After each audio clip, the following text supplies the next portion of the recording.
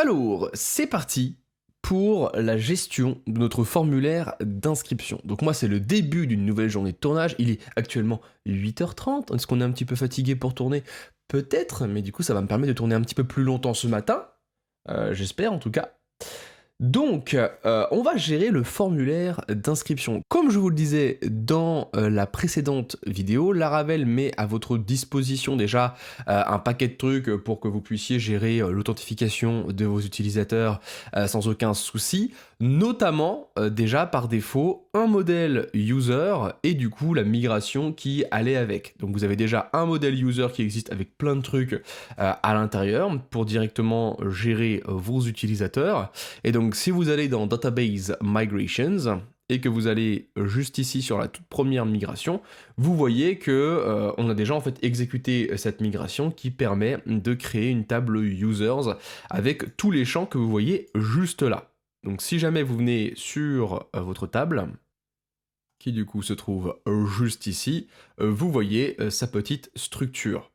Par défaut, on peut voir que naturellement, on n'a pas fait de seeding pour venir remplir un petit peu notre table d'utilisateurs avec lesquels on pourrait tester par exemple la connexion. Et donc, on va venir faire ça dès maintenant, comme ça, par la suite, quand on aura le formulaire de connexion par exemple, on pourra tenter de se connecter avec ces différents comptes qu'on aura créés grâce au seeding. Encore une fois, ici, Laravel est venu par défaut nous mâcher un petit peu le travail, puisque dans le dossier Factories, vous pouvez voir qu'on a déjà un user factory qui contient tout ce qu'il faut pour créer à chaque fois un utilisateur. Donc vous voyez qu'on vient lui générer un faux nom, qu'on lui génère une adresse email unique, puisque au niveau de la structure de notre table juste ici, on peut voir que l'adresse email doit être unique, c'est important, et ça c'est également quelque chose qu'on mettra dans les règles de validation de notre formulaire d'inscription. Si jamais la personne tente de s'inscrire avec une adresse email déjà utilisée, eh bien on lui refusera son inscription. Ensuite, bon, des champs pas très intéressants, on a juste celui-là qui est intéressant, en fait, on vient mettre en mot de passe pour notre utilisateur le mot de passe password. Donc du coup, on aura juste à taper password dans le formulaire de connexion pour se connecter. Et donc là, en fait, on a simplement le hash d'un mot de passe qui correspond du coup à password. Donc, vu qu'on a notre user factory, on va pouvoir... Alors, on pourrait lui créer un seeder à part et du coup seeder seulement les utilisateurs, mais vu qu'ici, on veut aller très très vite, on va simplement directement l'ajouter au database seeder. On peut faire ça, il n'y a pas de souci. Donc moi, je vais faire ça. Je viens utiliser du coup mon modèle user, j'utilise sa méthode factory, et donc je vais indiquer que je veux en créer une vingtaine. Donc j'indique 20, et ensuite du coup je viens les créer dans ma BDD.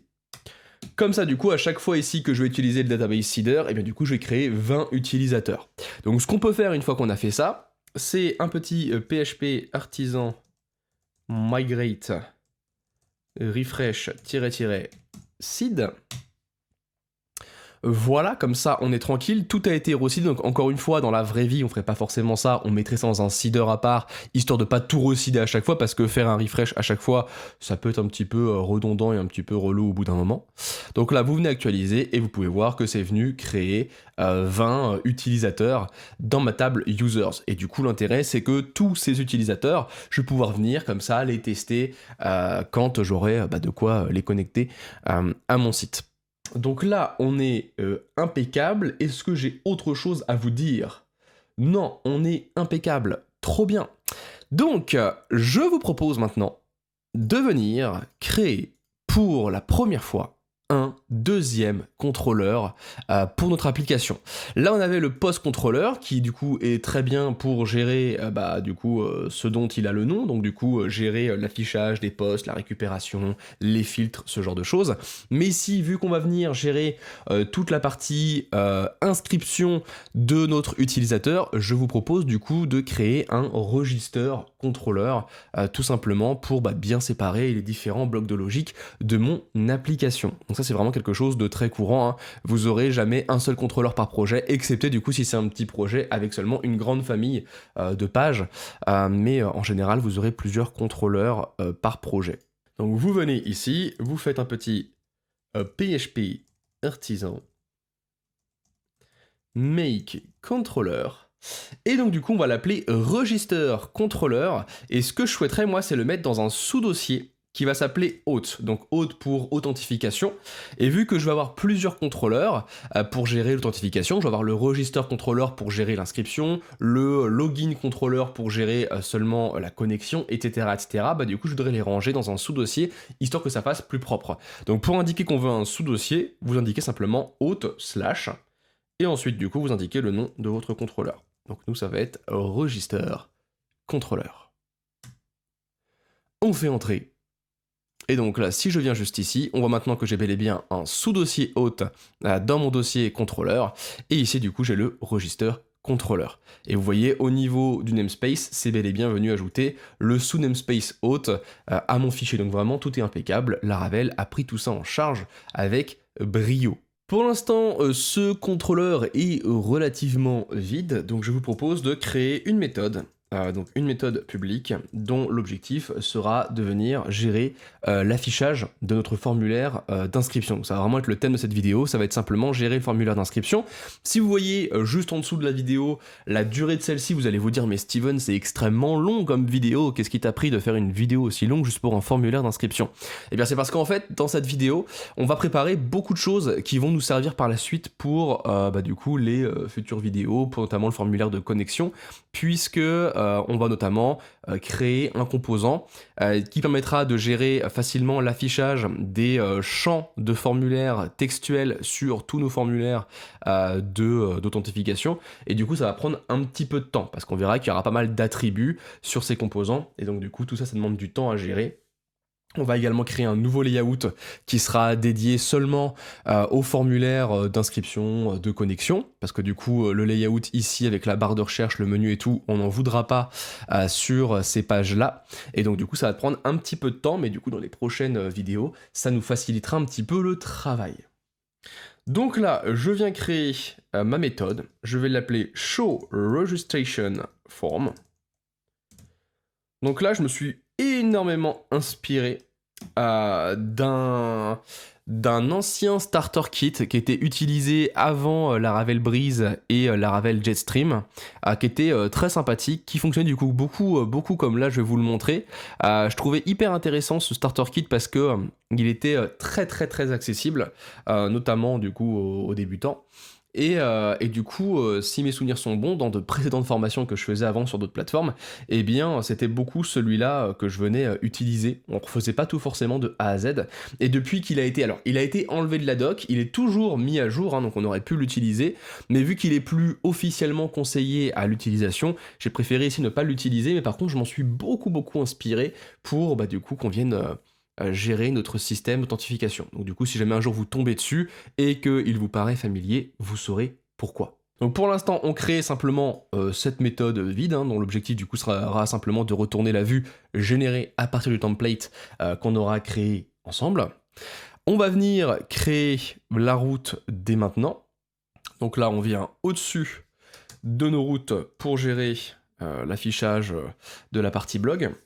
Et donc là, on va créer une route qui correspondra à la méthode HTTP GET. Cette route, ça sera /register. Vous pouvez mettre ici vos URI en français, il n'y a aucun souci. Simplement, moi ici, je les mets en anglais parce que je suis parti au départ du principe que j'allais tout mettre ici en anglais. Nos différentes URI ici utilisent les termes anglais, sinon ici j'aurais pu mettre étiquette par exemple. Donc moi je suis parti sur un truc en anglais, comme ça si un jour je traduis la formation avec des sous-titres en anglais ou alors avec de la voix off en anglais, parce que c'est une nouvelle option là qui est arrivée sur YouTube notamment, et du coup quand ce sera actif pour tout le monde, peut-être que je redoublerai la formation en anglais, ça peut être, je pense, intéressant. Donc ici, j'ai mis ça en anglais. Vous, forcément, si vous voulez mettre /inscription, faites-vous plaisir. Ensuite, on met l'action. Donc nous, c'est le register contrôleur. Donc encore une fois, ici, on pense bien à venir importer la classe. Et donc la méthode s'appelle show registration form. Et donc là, le nom de cette route, ça sera simplement register. Ici, je mets pas de préfixe, pour toutes les routes qui vont correspondre à la partie authentification. Ensuite, on va venir se créer un petit template qui pour l'instant va être complètement vide. Donc vous allez dans ressources, dans le dossier views, vous allez venir vous créer un petit sous-dossier qu'on va appeler auth, qui du coup va contenir tous les templates pour gérer la partie authentification. Et du coup, à l'intérieur, vous allez créer un template que vous allez appeler register.blade.php. Pour l'instant, vous le laissez complètement vide, mais par contre, dans votre contrôleur register controller, vous allez maintenant pouvoir retourner cette vue. Donc nous, c'est auth register. Donc du coup, vue générée à partir de ce template. Maintenant que la route a été créée, que l'action est parfaitement mappée, tout est impeccable, on va venir rajouter du coup le lien vers notre formulaire d'inscription sur le layout par défaut. Donc du coup, juste ici, dans les menus, on a des liens vers du coup la page d'inscription. Et donc du coup, on va venir rajouter directement le lien, sinon on va l'oublier, c'est sûr à 100%. Donc vous avez un premier lien ici, donc sur inscription. Donc maintenant, vous savez comment on génère des liens vers nos différentes routes. Il suffit d'utiliser le helper route. Et donc vous indiquez register. Je copie ça. On a un deuxième menu qui est juste ici. Et du coup, vous l'ajoutez également. Comme ça, maintenant, quand je viens juste ici, si je clique sur inscription, j'atterris bel et bien sur ma page register. J'ai une page blanche, c'est normal, mon template est pour l'instant complètement vide. Comme je vous le disais précédemment, ce layout là sur lequel je suis actuellement, il est très très bien, sauf que il me permet du coup d'afficher ici en haut sur toutes les pages qu'il utilise, le logo, le champ de recherche et la navigation responsive, sauf que moi en fait sur les pages qui vont avoir mes formulaires de connexion, d'inscription, je ne veux pas en fait avoir tout ce header, et du coup je vais vouloir créer un layout à part qui va être du coup dédié à mes formulaires d'authentification. Et donc ici, on va venir créer en fait simplement un deuxième layout.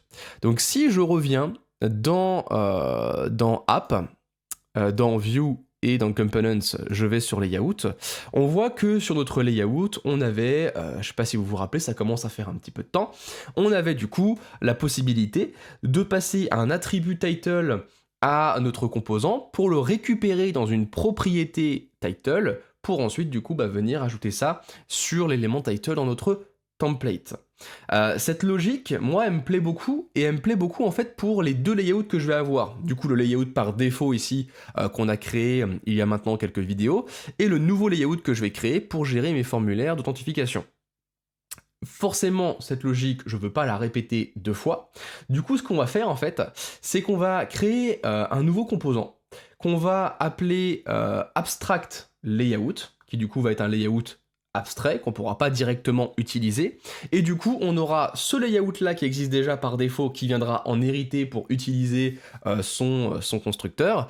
Et on aura du coup notre nouveau layout qu'on va créer spécialement pour nos formulaires, qui va également en hériter. Comme ça, du coup, on aura à un seul endroit ce constructeur qui vient du coup gérer la logique pour le title. Donc, je vais commencer par venir créer ce layout abstrait. Donc PHP artisan make component, et du coup on va l'appeler abstract layout. Et ensuite je vais créer directement, comme ça sera fait, le auth layout qui du coup aura le layout qui permet de gérer, d'afficher nos formulaires d'authentification. Donc là logiquement maintenant vous avez trois composants juste ici dans ce dossier. Si c'est pas le cas, pensez du coup à créer les composants qui vont bien. Donc on va commencer par s'occuper de abstract layout. Comme son nom l'indique, je voudrais que ça soit une classe abstraite. Donc du coup ici je vais créer une classe abstraite. Pour celles et ceux qui ne le savent pas, les classes abstraites, vous ne pouvez pas venir les instancier directement. En fait, elles doivent forcément être héritées d'abord par une classe qui n'est pas abstraite pour du coup pouvoir qu'on puisse utiliser ce qu'il y a à l'intérieur. Donc du coup c'est tout simplement ça. Donc ici, la méthode render, on lui supprime.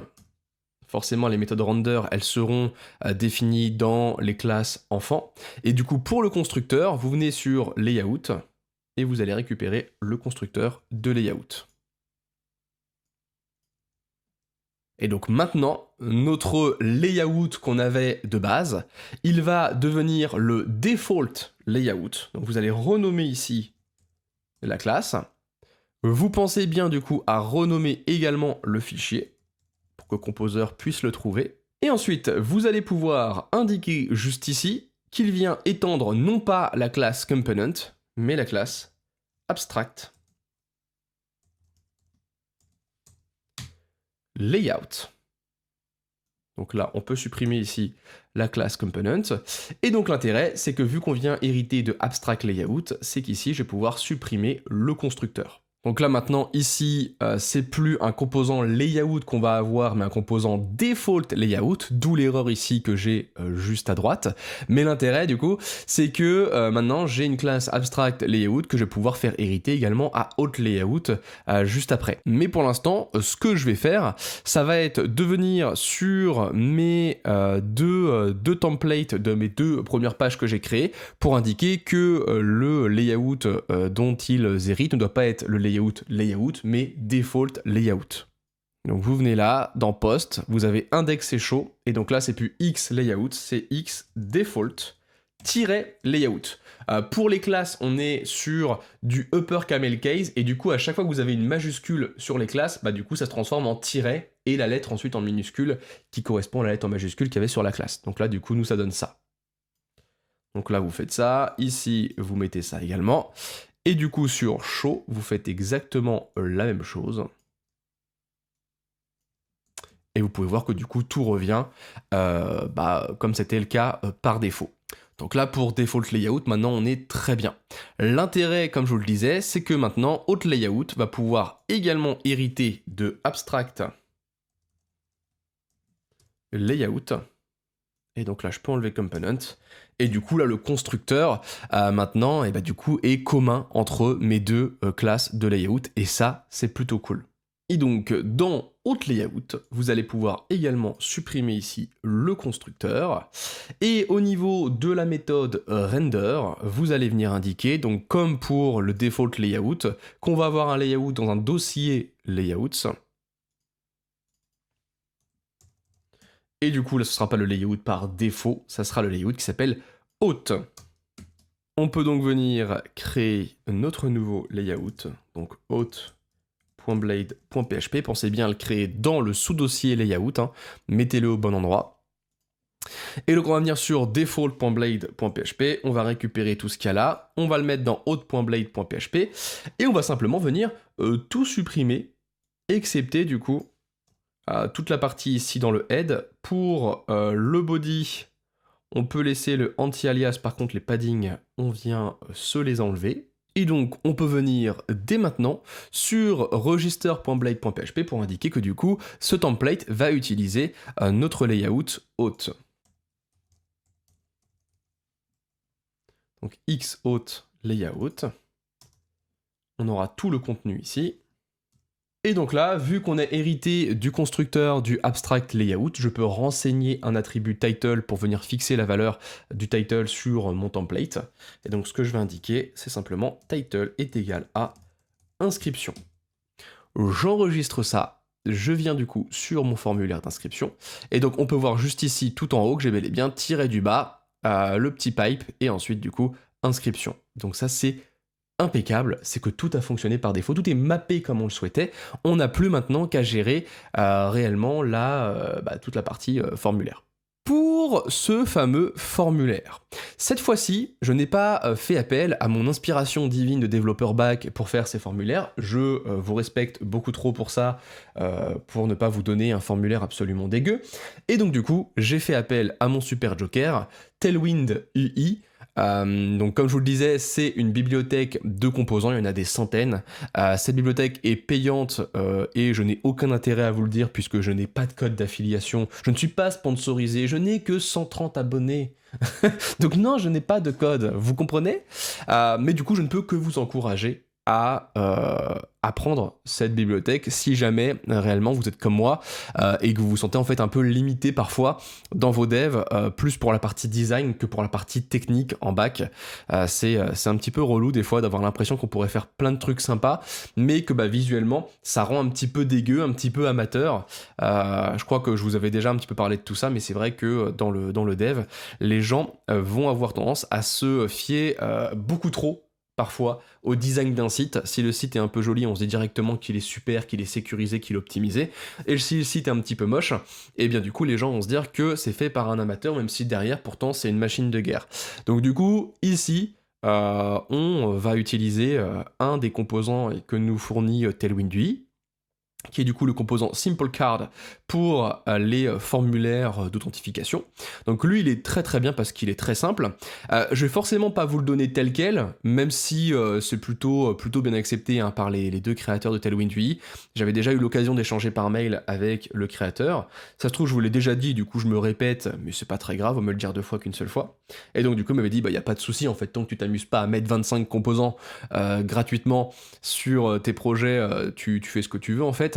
Bon, ici, je vais pas vous le donner directement complet. Je vais venir d'abord l'adapter pour les besoins qu'on en aura. Donc, par exemple, on va venir supprimer la partie ici connexion avec les réseaux sociaux parce que c'est pas notre besoin.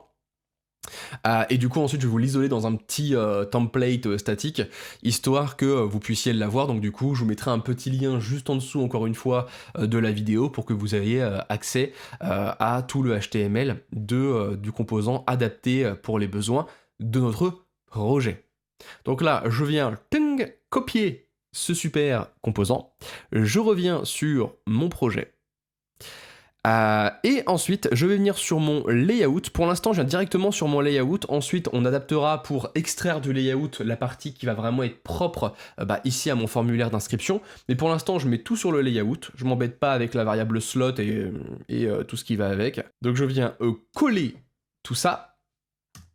Je vais venir faire une petite tabulation de tout ça.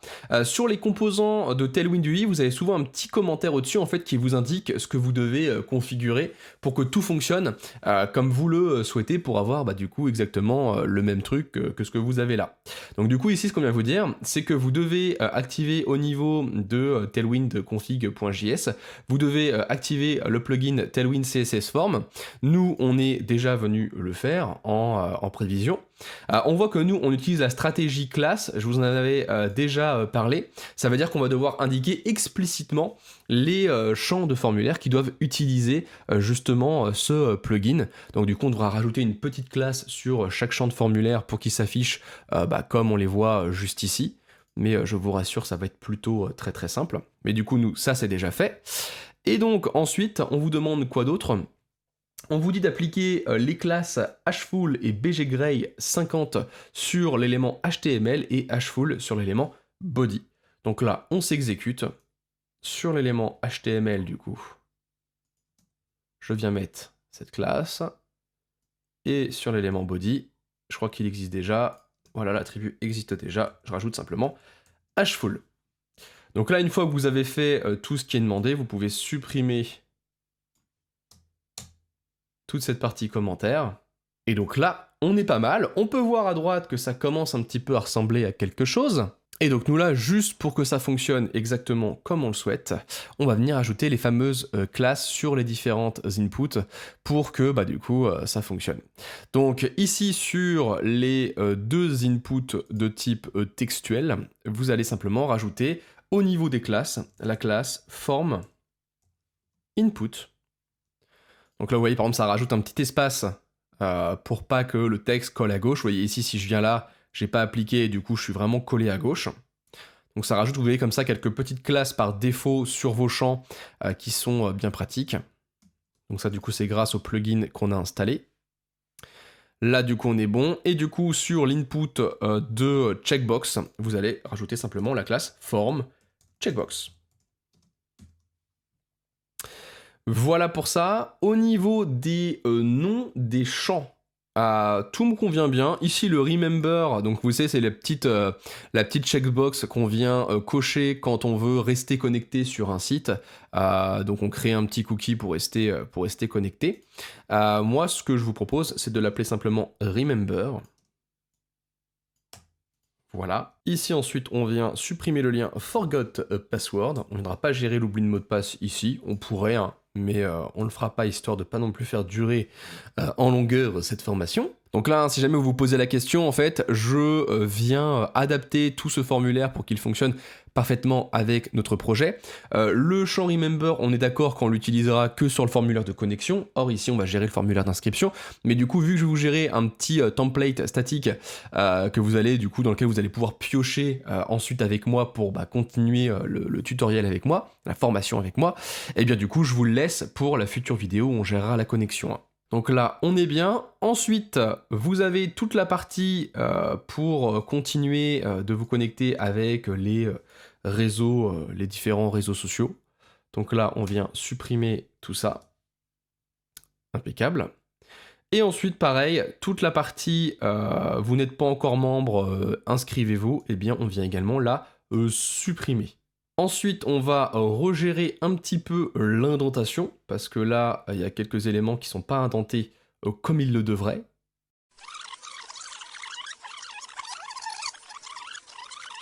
Et là, on est vraiment pas mal. Maintenant, seule chose qu'on va encore modifier, donc forcément les textes en anglais et tout, ça on viendra les changer dès qu'on créera des templates pour nos différentes pages. Ici, la seule chose qu'on va changer, du coup, c'est le petit logo. Donc du coup, on a tout en haut un petit logo, c'est l'image qui est juste là. Donc là, vous supprimez le H2 et l'image. Et donc, on va revenir sur le layout par défaut pour récupérer le SVG avec le lien, du coup, ça sera parfait.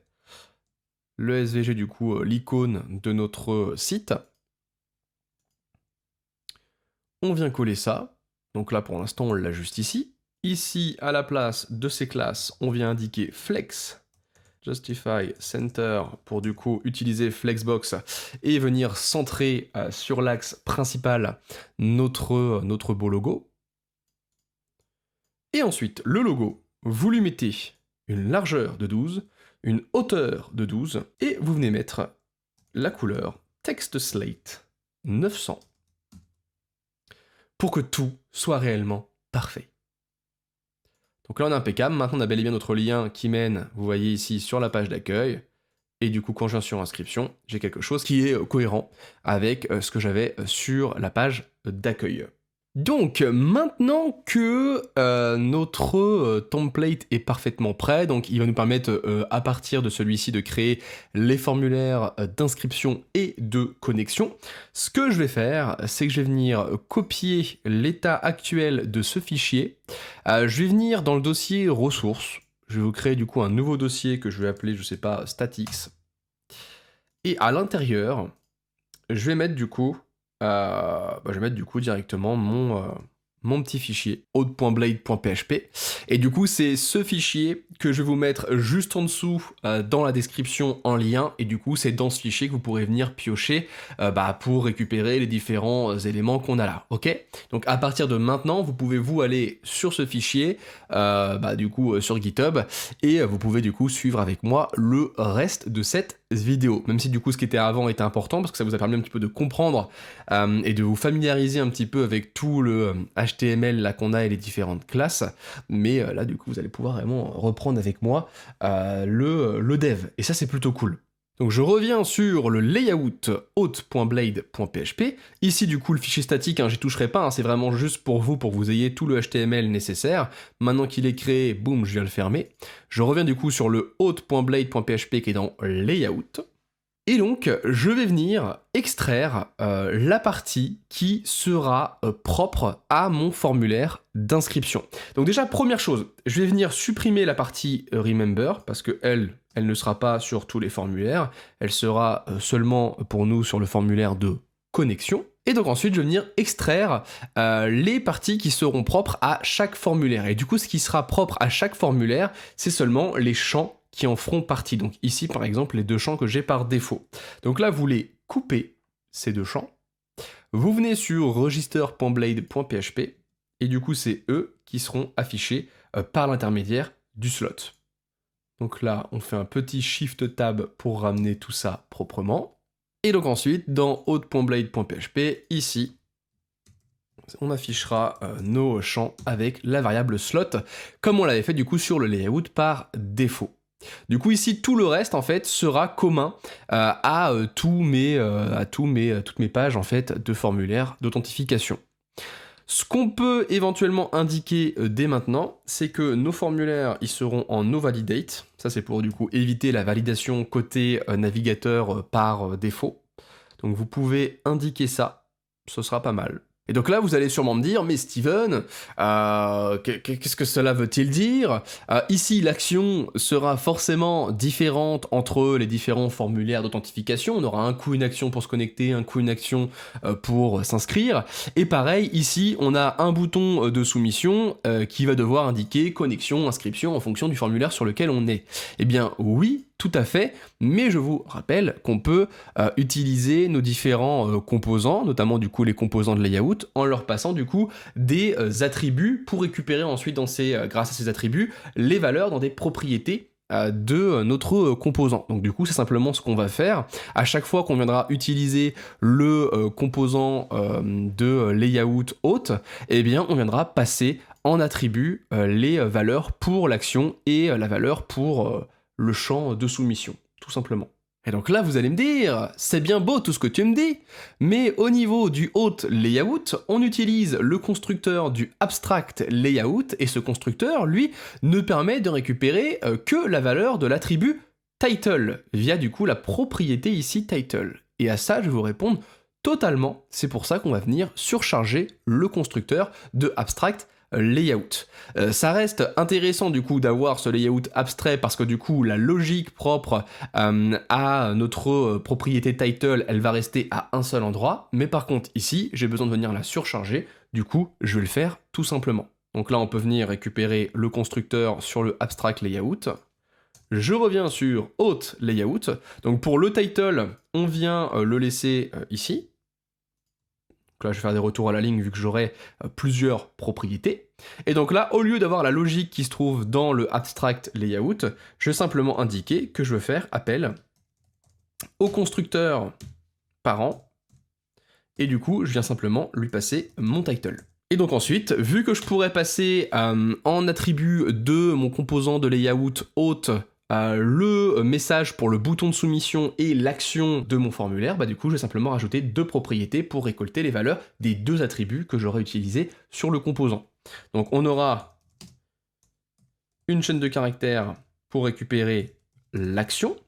Par défaut, on va dire que l'action c'est une chaîne de caractères vide. Quand on met une chaîne de caractères vide en valeur de l'attribut action sur un formulaire, ça soumet sur la même URL que celle de la page qui contient le formulaire. Donc là, si par exemple je ne renseigne pas d'action, ce sera bel et bien du coup sur /register que sera soumis mon formulaire, ce qui est parfait en l'état, même si nous on viendra indiquer explicitement l'action, je préfère, mais là du coup la valeur elle est très bien comme ça. Et ensuite, pour le message du bouton de soumission, pareil, on aura une propriété publique, on va l'appeler submit message, et du coup on mettra une petite valeur par défaut, par exemple soumettre, si jamais la personne, quand elle a utilisé notre composant de layout hôte, n'a pas indiqué de valeur pour le submit message. Maintenant que notre composant va avoir à disposition ces deux propriétés, je peux venir sur le auth layout, et du coup au niveau ici de l'action, je peux venir indiquer que j'aurai la propriété action. Donc je le rappelle, les propriétés publiques de nos composants sont disponibles en tant que variables dans le template du composant. Donc ici je peux directement indiquer action, et ensuite du coup juste là, à la place de sign in, je vais indiquer simplement submit message. Et donc là, vous pouvez voir que c'est bel et bien venu se mettre à jour avec du coup le message par défaut pour la soumission. On va donc venir sur register.blade.php pour lui indiquer des valeurs explicites pour les deux attributs, pour ne pas utiliser les valeurs par défaut. Donc on va venir indiquer qu'on va avoir une valeur pour l'attribut action. Je le précède par 2 petits points, puisque là, je vais indiquer une expression PHP. Nous, en l'occurrence, ça va être l'utilisation du helper de la fonction route pour du coup générer l'URL liée à cette route, donc à la route register. Et ensuite, pour le submit message, je viens indiquer simplement inscription. Donc là, je vais enregistrer et regarder en bas à droite. Boum, j'enregistre et c'est bel et bien inscription qui est indiquée juste ici. Et pareil, si sur le formulaire, je viens inspecter et que je regarde où est mon formulaire, juste ici, on peut voir que j'ai bel et bien le localhost 8000/register qui est en valeur de l'attribut action.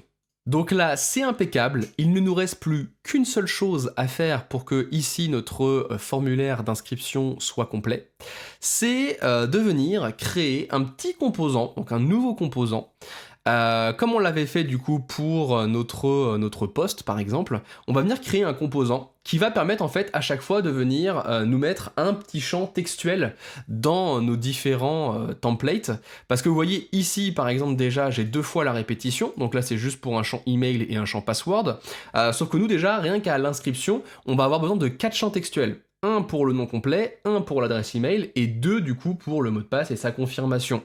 Donc du coup, plutôt que de renseigner 4 fois ce bloc et de modifier à chaque fois que je vais avoir une modif à faire tous les champs de tous mes formulaires d'authentification, bah du coup je vais mettre ça dans un composant et comme ça à chaque fois que j'aurai besoin d'un champ textuel, que ça soit un champ de type email, password, texte ou peu importe, donc c'est un champ textuel, et bien du coup je pourrais utiliser ce composant. Venons donc le créer.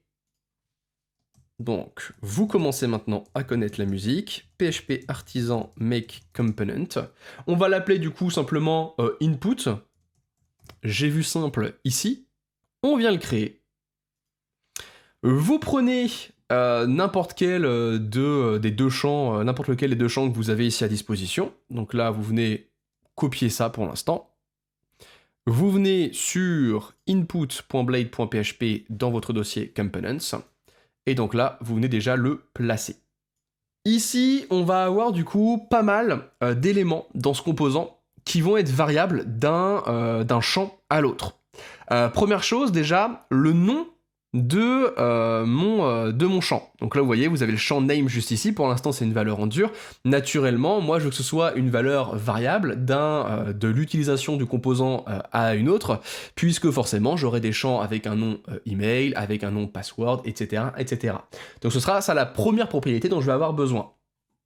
Deuxième propriété dont je vais avoir besoin, c'est un label. Vous voyez ici, j'ai email adresse, bah du coup forcément, en fonction du champ sur lequel on est, on aura un label différent. Donc deuxième propriété.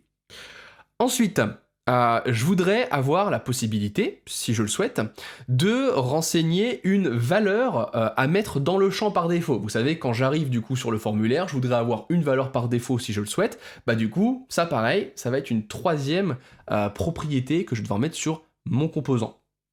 Quatrième propriété dont je vais avoir besoin, c'est l'identifiant. Alors l'identifiant, donc le champ, l'attribut ID, très souvent c'est le même que pour l'attribut name, mais on va offrir la possibilité aux développeurs qui vont utiliser notre composant d'avoir une valeur différente pour l'ID et pour le name. Donc du coup l'ID il se retrouve là, et il se retrouve également en valeur de l'attribut for au niveau du label. Ensuite, vu que ce composant va gérer tous les types de champs textuels, eh bien forcément il faudra qu'on ait une propriété pour indiquer le type, donc la valeur de l'attribut type de notre champ. Si jamais du coup c'est un type email, un type search, un type texte, password, peu importe, il faut qu'on puisse l'indiquer à chaque fois qu'on va utiliser le composant. Du coup ça nous fait une 5e propriété. Ça commence à faire beaucoup, vous commencez à comprendre pourquoi cette vidéo est longue. Et enfin, 6e et dernière propriété dont on aura besoin, c'est une propriété qu'on va appeler help, qui du coup nous permettra d'afficher un petit message d'aide en dessous du coup ici du champ, si jamais du coup ça s'avère nécessaire. Il y a certains champs, des fois vous savez, on doit indiquer un petit texte à l'utilisateur pour qu'il comprenne ce qu'il doit indiquer à l'intérieur, bah du coup on pourra proposer ça par l'intermédiaire de cette propriété. Donc maintenant qu'on a vu qu'on a fait un petit peu le tour du propriétaire, on va pouvoir faire ça. Donc déjà, première chose à faire, je vous invite à supprimer ici, dans votre template de composants, l'attribut autocomplete et l'attribut required. Ici, on va pas en avoir besoin. On n'a pas de gestion côté front, on n'en veut pas. Donc après, il reste que la classe et du coup, les différents attributs nécessaires. Donc là, déjà, on est impeccable. Et donc, on va aller maintenant dans la classe de notre composant pour créer toutes les propriétés. Donc là, on va en avoir plusieurs, vous vous doutez. Donc là, on va venir lister toutes les propriétés dont je vous parlais. Donc la première, c'est une chaîne de caractères qui va contenir du coup le nom de notre champ. Donc là, pas de valeur par défaut parce que je vais pas avoir une valeur par défaut en nom du champ. Donc du coup, je le laisse comme ça et comme ça, du coup, ça va rendre cette propriété et du coup l'attribut quand on va utiliser mon composant obligatoire. Si jamais on l'utilise pas, et bah du coup, j'aurai une erreur de la part de Laravel. Pour le label, c'est exactement la même chose. Il n'y aura pas de valeur par défaut, comme ça il sera obligatoire. Ensuite, je vais avoir la possibilité, je vous le disais, de renseigner une valeur par défaut à mettre dans le champ. Parfois ça sera nécessaire, on le verra ensemble. Dans ce cas-là, du coup, ça sera une chaîne de caractères. Donc je vais l'appeler value. Et par défaut, value, il sera égal à nul. D'où le fait ici que je viens le typer en indiquant que ça peut être soit une chaîne de caractères, soit la valeur nulle.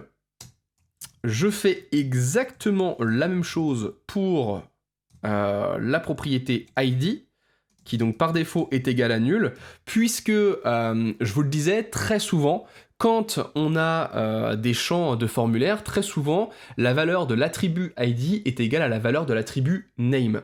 Du coup, ce qu'on fera, c'est que vu qu'on rend obligatoire le renseignement de l'attribut name quand on va utiliser notre composant, bah, ce qu'on va faire en fait, c'est que si jamais la personne a renseigné un name, mais pas de valeur pour la propriété ici ID, et ben du coup, on dira que l'ID est automatiquement égal à la valeur de la propriété name, tout simplement. Et donc, comment est-ce qu'on va faire ça? Bah, ça va être super simple. On va venir tester. On va regarder donc thisID. Et on dit que thisID est égal donc soit à thisID, et que si jamais du coup la valeur est équivalente à nul, ce qui est le cas par défaut si jamais on ne renseigne pas de valeur, et bien dans ce cas-là, thisID est égal à thisName. Et là, forcément, on peut utiliser une propriété raccourcie, comme avec les opérateurs arithmétiques, de concaténation ou autres. Donc là, je peux supprimer ça. Boum. Et indiquer opérateur null coalescing égale thisName, et du coup, ça fait exactement la même chose. Donc là, grâce à cette ligne ici, si jamais thisID, donc la propriété ID, est égale à nul, ce qui est le cas par défaut, et bien du coup, elle sera égale à la valeur de la propriété name. Et si du coup on a mis une valeur à ID, et ben du coup il gardera cette valeur puisqu'elle ne sera pas équivalente à nul. Ensuite, on aura le type. Donc là, ce sera forcément une chaîne de caractères contenue du coup dans la propriété type. Et du coup, par défaut, le type du champ, ça sera le type texte parce que du coup, c'est les champs les plus courants. C'est vraiment le type de champ par défaut. Donc là, on peut se permettre de mettre une valeur par défaut. Et ensuite, on vient indiquer qu'on pourra avoir un petit message textuel d'aide pour remplir le champ, et donc lui par défaut, on lui met une chaîne de caractères vide. Maintenant qu'on a accès à ces différentes propriétés, on va venir les utiliser du coup dans notre composant. Donc là, je vais venir sur input.blade.php, ici je ferme ça pour être un peu plus à l'aise, et donc là, il faudra oublier aucun endroit pour transformer toutes les valeurs ici statiques en valeurs dynamique. Donc là, le for, ça doit être la valeur de la propriété ID, quoi qu'il arrive. Ensuite, ici, j'ai mon label. Ensuite, pour l'attribut ID, j'ai la valeur de la propriété ID, plutôt logique. Ici, je vais avoir la valeur de la propriété name. Ici, ça sera la valeur de la propriété type. Ensuite, du coup, si jamais on a renseigné une valeur par défaut pour le champ, ça sera du coup le contenu de la valeur value qui sera utilisé. Et ensuite, du coup, on va gérer l'affichage du message d'aide. Donc du coup, si jamais on doit afficher un message d'aide, il se trouvera en dessous ici de la div qui contient mon input. Et donc là, on va simplement faire un petit test. On va tester if, avec donc, du coup la directive @if. Si jamais la propriété help est évaluée comme étant vraie, comme étant équivalente à vrai, Ça veut dire que du coup, c'est pas une chaîne de caractères vide. Ça veut donc dire que notre utilisateur, notre développeur a utilisé le composant en renseignant une valeur qui n'est pas une chaîne de caractères vide pour l'attribut help. Et donc du coup, on va venir afficher le message en question. Donc là, on fait un petit paragraphe. On va du coup afficher à l'intérieur le message d'aide. Et du coup, forcément, je vais venir mettre quelques petites classes CSS pour faire un truc un petit peu joli. Et donc là, on va mettre un petit margin top 2. On va mettre le texte en petit, avec du coup texte small. Et on va mettre le texte en gris. Un gris moyen, vous voyez, ni trop clair ni trop foncé, pour vraiment que le message passe quand même au second plan. Ce qui est important, c'est de mettre en valeur le champ. Et donc là, le MT2, ça va faire un petit margin top de 4 pixels pour pas qu'on soit trop collé à notre champ. Maintenant que notre composant est prêt, alors vous verrez, ce composant va encore largement évoluer dans les vidéos à venir, parce que forcément, on va devoir gérer ensuite l'affichage des messages d'erreur et tout dessus. Pour l'instant, il est comme ça et c'est très bien, on va y aller par étapes. On va quand même pas griller les étapes parce que la vidéo est déjà suffisamment longue. Maintenant, du coup, que le composant est prêt, on va pouvoir venir l'utiliser sur register.blade.php. Donc là, ici, vous pouvez supprimer les deux champs, puisque maintenant on a un super composant pour gérer tout ça. Donc là on voit maintenant que c'est un petit peu vide. Et donc on va venir utiliser notre composant. Donc pour l'utiliser, vous faites un petit X input, puisque c'est le nom de ce composant. Et donc ensuite on va venir renseigner des valeurs pour les différents attributs, pour fixer les valeurs des différentes propriétés du composant. Donc là pour le premier champ, je voudrais un champ name, qui va contenir du coup le nom complet de mon futur utilisateur. Donc là, je vais renseigner simplement deux valeurs d'attributs. Une pour fixer la valeur de la propriété name, donc du coup elle s'appellera name, donc là ça fait name est égal à name, ça fait bizarre mais c'est normal. Et ensuite je vais indiquer le label, on rappelle, le label lui aussi il est obligatoire, et donc là le label ça va être nom complet. Et là, vous voyez, devant vos yeux absolument ébahis, que ça a fonctionné impeccable. Donc là, vous voyez, au niveau de input, on voit que les deux seules propriétés et donc attributs obligatoires, c'est name et label. Donc du coup, c'est ce que j'ai utilisé. Les autres propriétés ici, du coup, auront leur valeur par défaut. Moi, ici, ça me va très bien. Je viens ensuite copier-coller ce composant 3 fois pour avoir du coup 4 champs. Vous voyez, du coup, ici maintenant on a un template encore une fois hyper soft, alors que derrière ça vient générer un formulaire complet avec, du coup vous le verrez plus tard, carrément gestion des messages d'erreur et tout, ça va juste être génial. Donc là, deuxième champ, ça sera le champ pour renseigner l'adresse email. Donc lui, il s'appellera email. Vu que je ne renseigne pas de valeur pour l'attribut ID, la propriété ID aura la même valeur que la propriété name, donc du coup email. Moi, ça me va très bien la plupart du temps. Le label, ça va être adresse email. Et donc là, forcément, on va venir renseigner un petit type, puisque là, c'est un champ de type email. Donc là, j'actualise, ça fonctionne toujours impeccable. Ensuite, on va avoir les deux champs de password. Donc, on va avoir le premier qui va s'appeler password et le deuxième qui va s'appeler password confirmation. Ici, le nommage est très important. On le verra juste après, du coup, quand on va vraiment venir gérer l'inscription du nouveau membre, donc du coup dans la prochaine vidéo. On verra en fait qu'on va pouvoir utiliser des règles qui ont été pré-créées en fait par Laravel, notamment du coup une règle qui permet de vérifier que un champ a bel et bien été confirmé. Et du coup, pour avoir un champ de confirmation d'un autre champ, le champ de confirmation doit avoir le même nom que le champ du coup qu'il vient confirmer, suivi du coup du suffixe underscore confirmation. Donc, du coup ici c'est important qu'on ait ce nom-là si jamais on veut utiliser le fonctionnement par défaut de Laravel. Ici du coup le label ça sera mot de passe. Ici ça sera confirmation du mot de passe. Et du coup forcément là on est sur des champs de type password.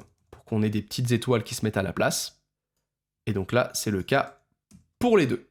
Vous enregistrez tout ça, et là, logiquement, vous avez maintenant devant vos yeux absolument ébahis votre formulaire d'inscription qui est fin prêt. Donc là maintenant, si je renseigne n'importe quoi, on voit ici, vous voyez par exemple, j'ai bel et bien mes deux champs de type password. Donc là c'est impeccable. Si je clique sur inscription, forcément j'utilise une méthode post vers mon URI register. Du coup forcément la route, il n'y a aucune route qui match au niveau de mon routeur avec celle-ci, du coup j'ai une erreur, mais du coup tout est mappé, tout est parfait pour qu'on puisse du coup attaquer la prochaine vidéo dans laquelle on va gérer l'inscription de notre membre. Donc là vraiment on va l'enregistrer dans notre table users pour ensuite le connecter. Donc grosse vidéo mais qui va être hyper intéressante pour vraiment en terminer avec l'inscription de nos membres.